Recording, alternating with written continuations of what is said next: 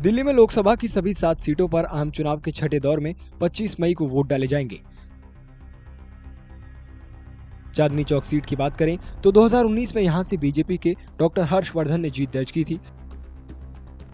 इस बार बीजेपी ने उनके बजाय प्रवीण खंडेलवाल को उम्मीदवार बनाया है। प्रवीण खंडेलवाल का मुकाबला कांग्रेस के 3 बार के लोकसभा सांसद जयप्रकाश अग्रवाल से है।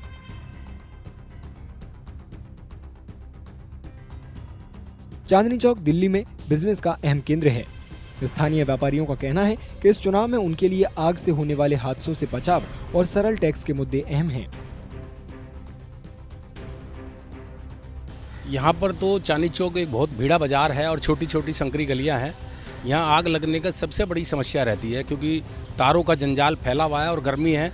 कहीं ना कहीं दिल्ली में अब आग लगने की घटना घटती रहती है। पीछे भी भगीरथ प्लेस में सैकड़ों दुकानें जल गई थी जो अभी 1 साल होने को आया तो भी अभी नहीं बन पाई है। तो सबसे बड़ा मुद्दा तो यही है। और दूसरा टैक्सेशन में थोड़ा सा इजी टैक्सेशन हो जिसमें कि टाइम कंप्लायंस कम हो। अभी कानून की कंप्लायंस ज़्यादा है, समय ज़्यादा खर्च होता है।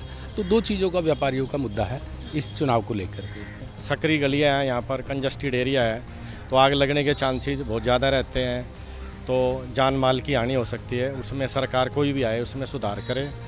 नंबर 2, टैक्सेशन की जो प्रक्रिया है इस टाइम सरकार की बहुत ज़्यादा जटिल है। हमारे अकाउंट्स को और हमें भी बहुत ज़्यादा टाइम देना पड़ता है। उसमें सरलीकरण किया जाना चाहिए। जीएसटी आने के बाद कुछ कम तो हुआ है लेकिन उसमें भी लीगल फॉर्मेलिटीज़ बहुत ज़्यादा बढ़ा दी हैं। इनकम टैक्स में भी बहुत ज़्यादा कॉम्प्लिकेशंस हैं। चांदनी चौक में विकास की योजना के तहत भीड़भाड़ कम करने के लिए प्रशासन ने दिन के समय वाहनों की आवाजाही पर रोक लगा दी है।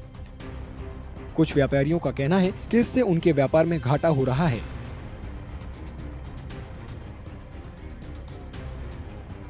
ये 9 बजे से लेके सुबह 9 बजे से लेकर रात को 9 बजे तक का जो है कार का जो है आना जाना बंद कर रखा है। उस वजह से काफ़ी दिक्कत हो रही है। व्यापार को काफ़ी नुकसान हो रहा है और व्यापारी लोग यहाँ नहीं पहुँच पाते। शनिवार को छठे दौर में लोकसभा की कुल 58 सीटों पर वोट डाले जाएंगे।